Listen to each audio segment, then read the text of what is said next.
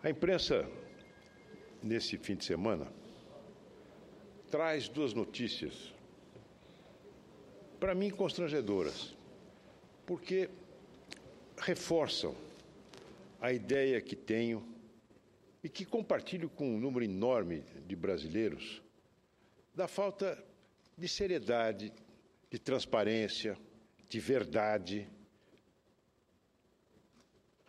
por parte da senhora presidente e do seu antecessor. Mais ainda, uma vocação para tentar encobrir a realidade, mediante mentiras, embustes. Eu me refiro a uma declaração da presidente Dilma Rousseff, que foi dada por ela à CNN, cadeia de televisão norte-americana, quando ela esteve em Nova York, que foi divulgada apenas nos últimos dias.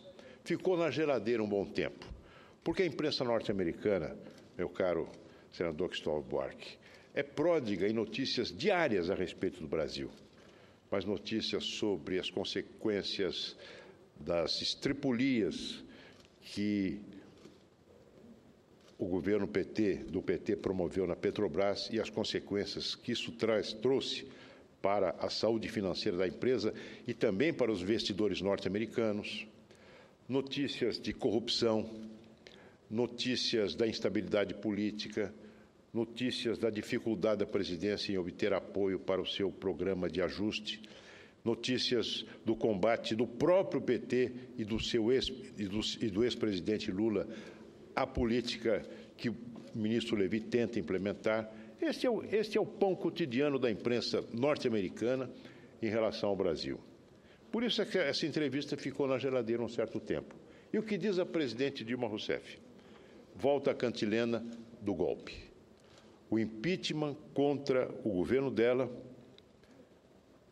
coloca em risco a democracia brasileira. Senhor presidente, falando isso para um público norte-americano, nos dá a ideia, transmite uma ideia constrangedora de uma república de bananas. Porque os norte-americanos sabem que o impeachment, embora não seja um recurso trivial da luta política, é algo previsto na Constituição. É uma penalidade prevista na Constituição norte-americana, como é prevista na nossa Constituição.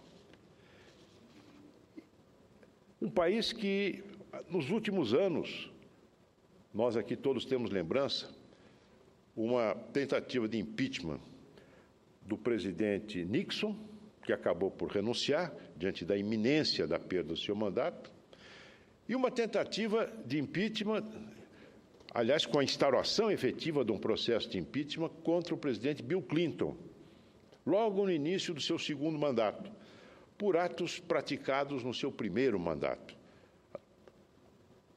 Ele foi acusado não apenas de ter tido relações sexuais com uma estagiária no seu gabinete presidencial, uma espécie de pedalada sexual, como, sobretudo, por ter mentido perante o Senado, sob juramento. Acabou o presidente Clinton sendo absolvido. Ora, dizer numa rede de televisão americana que impeachment é algo estranho às regras democráticas é não ter ideia do grau de informação do público ao qual ela se dirige. E eu diria também que, em relação ao público brasileiro, nós temos a experiência ainda recente do impeachment do presidente Collor. E uma experiência mais recente ainda de tentativas do PT de mover pedidos de impeachment contra o presidente Fernando Henrique Cardoso. Foram várias, mais de uma dezena de tentativas. Em nenhum momento se disse que estavam em jogo as instituições da democracia brasileira. Esta é uma conversa que não pega mais. Por outro lado, o presidente Lula repete uma cantilena que já está começando a se transformar numa tentativa de travestir de verdade uma mentira, que é própria dos políticos que apostam tudo na demagogia e na falsidade. Diz o presidente Lula que que as chamadas pedaladas fiscais foram recursos que a presidente Dilma utilizou com objetivo nobre, altruísta, social, de poder dar continuidade aos programas sociais, como Minha Casa Minha Vida e Bolsa Família. Essa foi a justificativa do presidente Lula. Precisou fazer, houve uma crise momentânea, o encolhimento imprevisto das receitas do Estado, e para dar continuidade a estes programas vitais para a sobrevivência e para a promoção das pessoas mais pobres, foi preciso se servir de um pequeno truque contábil, uma espécie de pecado venial, para que esses programas continuassem sendo desenvolvidos com recursos dos bancos oficiais, sem que houvesse a correspondente ou imediata transferência de recursos do Tesouro Nacional a esses bancos. Financiamento dos bancos oficiais ao Tesouro Público para financiar programas sociais. Essa foi a justificativa do presidente Lula, que começa já a arvorar uma das teses com que seguramente ele vai procurar se apresentar para voltar ao poder em 2018.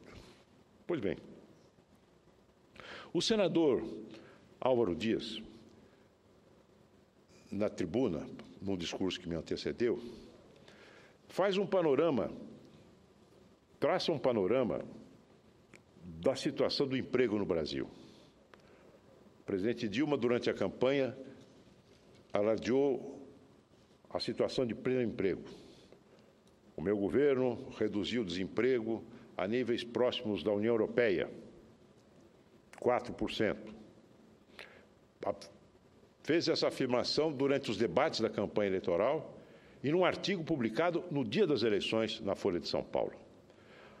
Artigo em que, aliás, ela apresenta uma série de argumentos para demonstrar aquilo que já se evidenciava como uma mentira. Afirma a senhora presidente, na época na véspera da eleição, que a situação macroeconômica do Brasil é sólida, ou seja, dívida pública, situação da nossa balança comercial, da balança de pagamentos, inflação, tudo isso absolutamente saudável e sob controle. Isso, talvez 15 dias antes de programada sua vitória, a verdade vir à luz com toda a sua dramaticidade. Pois bem, Álvaro Dias traz aqui números relativos ao desemprego. E entre todos os números que Sua Excelência elencou, talvez o mais grave, o mais dramático seja aquele que atinge os jovens, de 18 a 24 anos. O desemprego saltou em um ano, de 12% para 18%. Isso tem, esse dado, este panorama traçado pelo senador Álvaro Dias, guarda uma conexão direta com as chamadas pedaladas fiscais, denunciadas pelo Ministério Público, e constitui o tema central do pedido de impeachment que foi formulado ainda recentemente por juristas respeitáveis do nosso país, como Janaína Pascoal, Hélio Bicudo e Miguel Reale Júnior. Pedaladas fiscais representam um atentado contra a saúde financeira do Estado. Quando a oposição e os juristas que apresentaram este pedido ao presidente da Câmara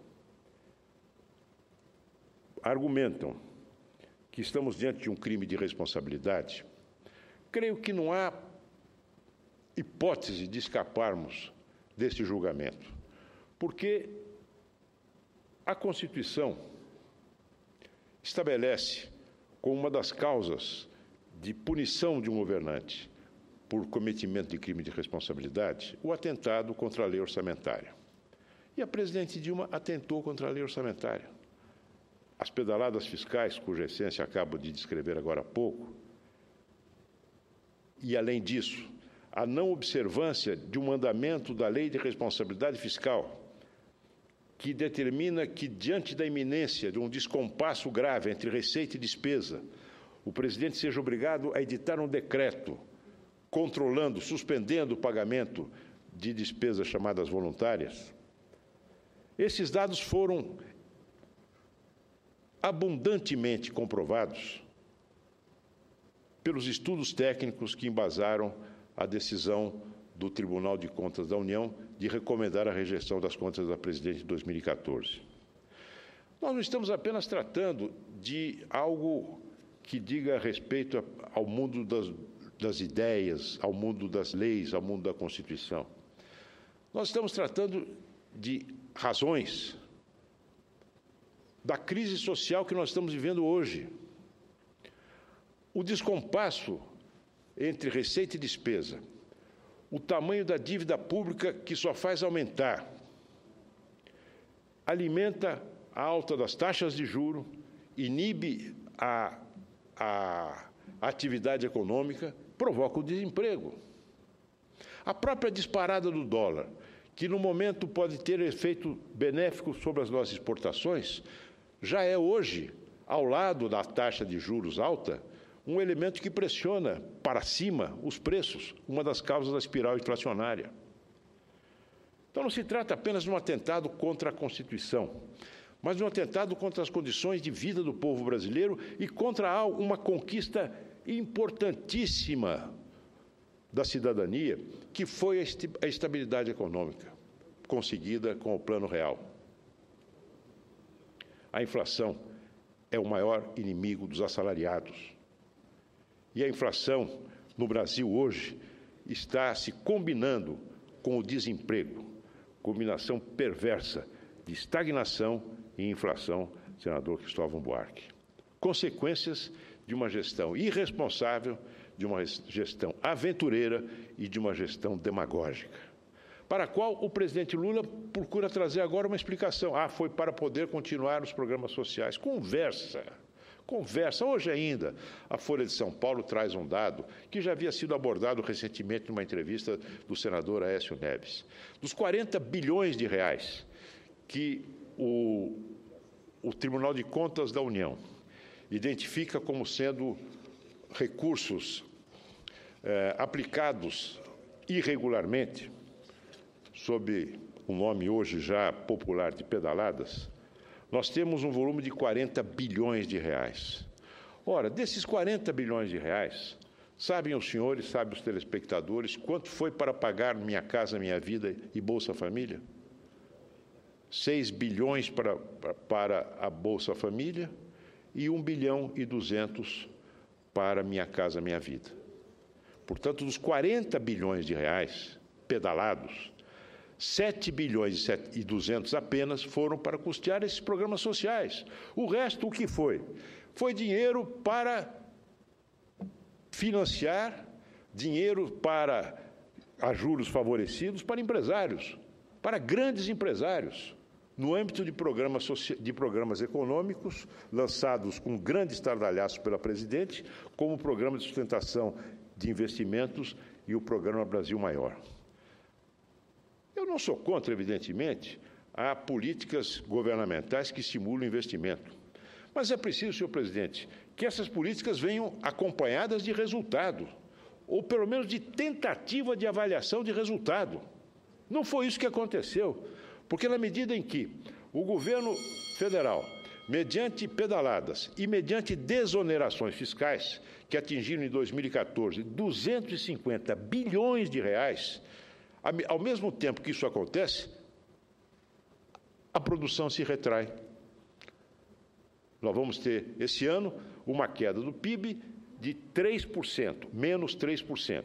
Provavelmente, no ano que vem, uma queda do PIB também muito grande. Oxalá não chegue a esse número. Mas o fato é que nós teremos, em 2 anos consecutivos, PIB negativo, o que não acontecia desde 1930, quando chegaram até o Brasil as consequências da quebra da Bolsa de Nova York em 1929. De modo que, longe de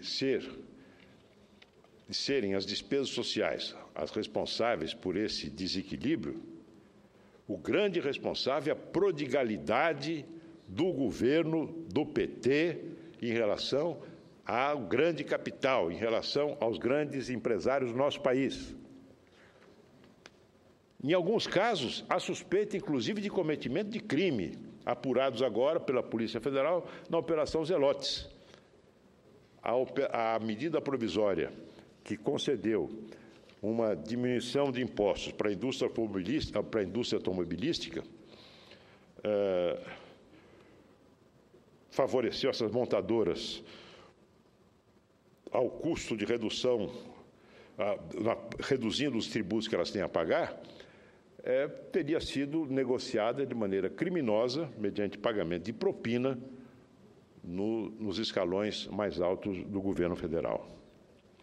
São medidas, senhor presidente, que ao mesmo tempo beneficiam o grande capital e prejudicam a população brasileira em geral, pelas consequências nefastas que ela traz para o equilíbrio da economia brasileira, para o equilíbrio, para a saúde das condições de funcionamento da economia brasileira, o famoso equilíbrio macroeconômico a que se referia a presidente Dilma, como também porque restringe recursos que são absolutamente vitais para os estados e municípios.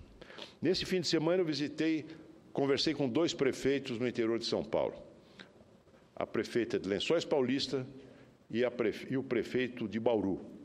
Ambos me relataram o rombo que esse tipo de desoneração fiscal, como esse que foi concedido às montadoras da indústria automobilística, que custou aos fundos de participação 2 bilhões e 800 milhões de reais, o custo que o estrago que isso faz nas contas desses municípios, que estão agora com as suas gestões inviabilizadas, com programas que têm que ser suprimidos, com os limites prudenciais de comprometimento da folha de pagamento, da receita com a folha de pagamento, já prestes de serem alcançados e ameaçando os prefeitos de seríssimas sanções por fatos que não são de responsabilidade deles, mas são de responsabilidade do governo federal. Por isso, senhor presidente, senhores senadores,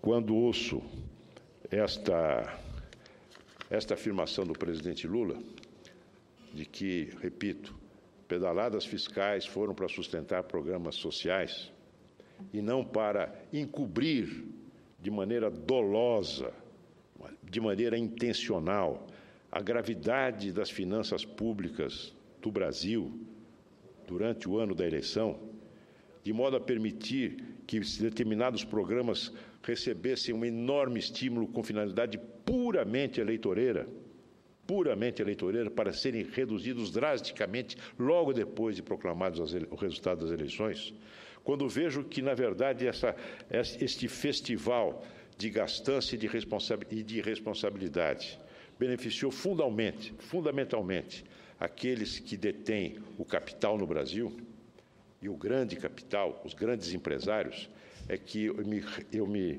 fortaleço naquela apreciação, ao compartilhar a apreciação que uma certa feita fez o governador Brizola dos governos do PT. São como galinhas que cacarejam para a esquerda, mas botam ovos para a direita. Muito obrigado.